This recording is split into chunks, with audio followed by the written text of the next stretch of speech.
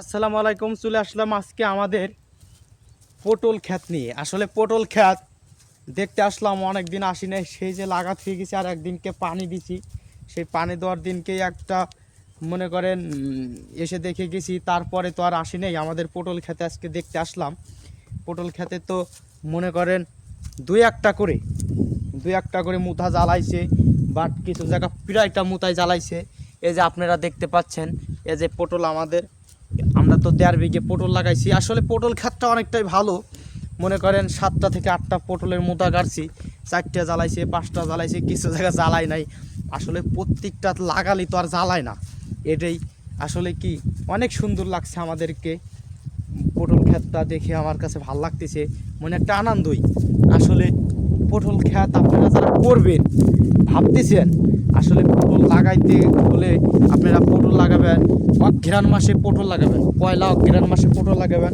মনে করেন সেই পটলটা সবচেয়ে ভালো হবে, দামে বিক্রি করতে পারবেন, কারণ তখন সবজি থাকে না।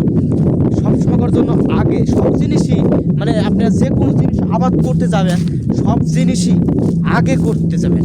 কারণ আজকাল কলাম নামি জিনিসই দামই নাই। কারণ এক সময় আমরা টমেটো বেচতাম মনে করেন 80-90 টাকা কেজি। এখন টমেটো কত করে জানেন? এখন 8 টাকা 7 টাকা কেজি।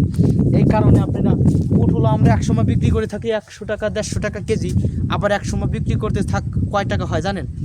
এক সময় বিক্রি করে থাকি মনে করেন 150 টাকা 100 টাকা কেজি। আবার এক সময় বিক্রি করি পটল মনে করেন 20 টাকা 10 টাকা 8 টাকা কেজি। আসলে কি সব জিনিসই আগে করতে হয়, আগের কখনো ফেল নাই। সব জিনিসই সফলতা করতে গেলে আগে করবেন।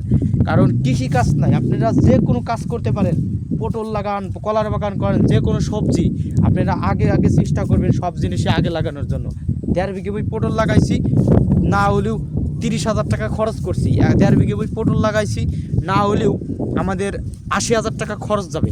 এই 80,000 টাকা খরচ গেলে আমরা যখন কলাম পটল বেচবো, না হলেও 2 থেকে 2.5 লাখ টাকা।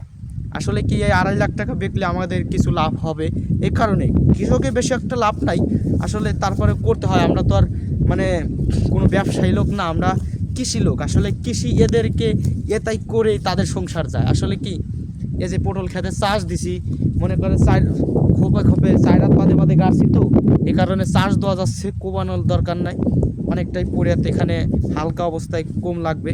এ কারণে আজকে এই ভিডিও ছিল। আপনারা যারা পটল লাগানোর চিন্তা ভাবনা করছেন, আমার কাছ থেকে পরামর্শ নিতে পারেন।